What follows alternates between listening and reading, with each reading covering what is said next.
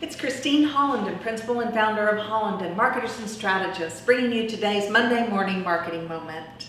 At Hollinden, we believe a strong marketing foundation creates the launching pad for sustainable growth and success.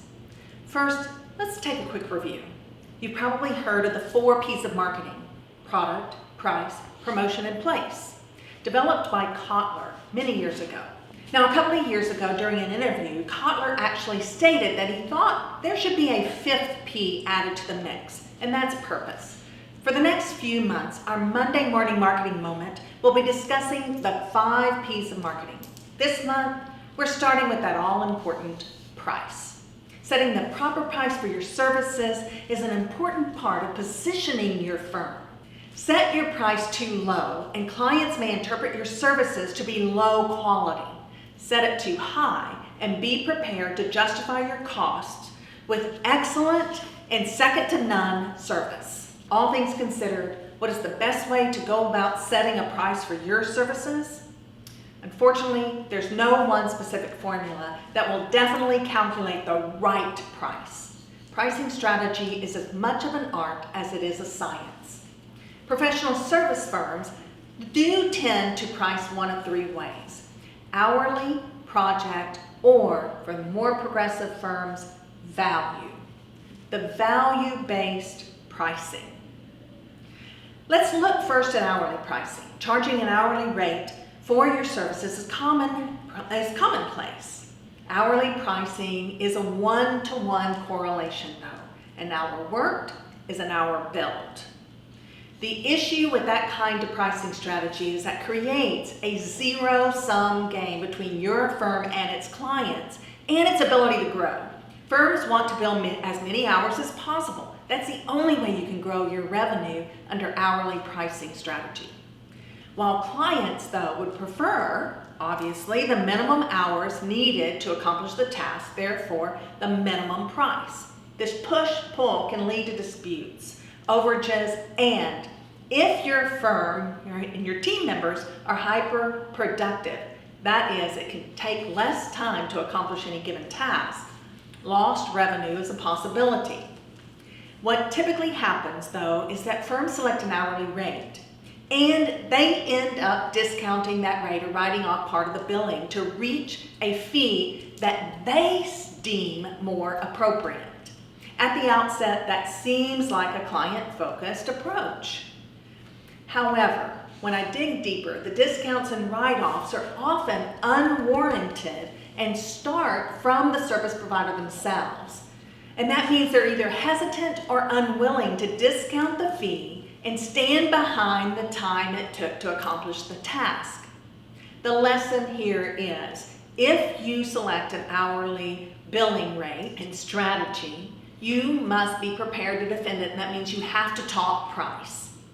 On project-based pricing, the onus is still on the provider of the services to have a well-defined scope and stick to that scope. Again, write-offs are prevalent, typically because they don't either stick to the scope, they don't talk about the scope, or they don't communicate well. In contrast, there has been a lot of conversation regarding value-based pricing, which sets pricing primarily on perceived value of a product or service rather than the actual cost or the hours spent. The big advantage to this strategy is that it enables firms to set a price at where the service is valued by the recipient instead of relying solely on the cost and time of provision. When the valuation of your services is no longer tied to how many hours your staff puts into a project, efficiency becomes a priority. Now, this opens the door for things like automation, encourages the use of time-saving technologies and other techniques, methodologies that help you create those efficiencies.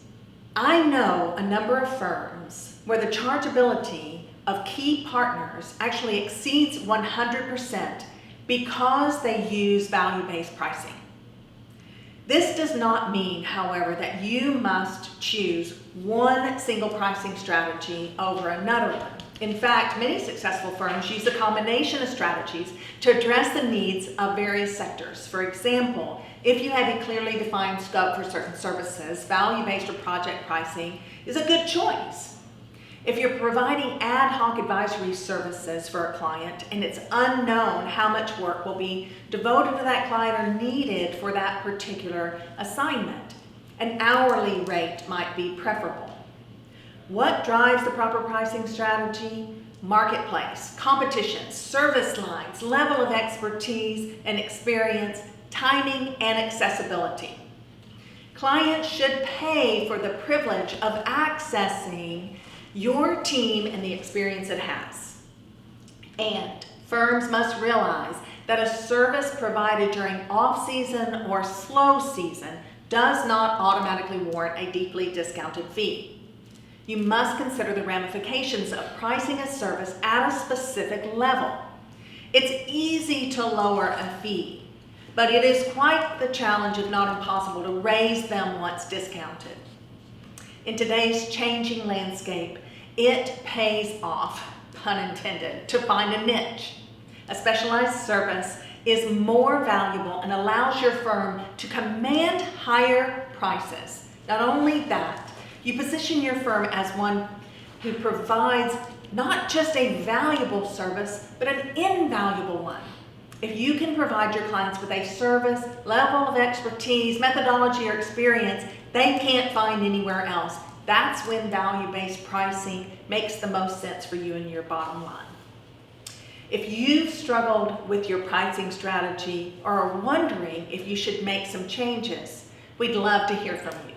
Our clients rely on us to assist them in developing a pricing strategy that maximizes their revenues and allows them to focus on specialization. We invite you to contact Hollinden today. And be on the lookout when we unveil the next P of marketing.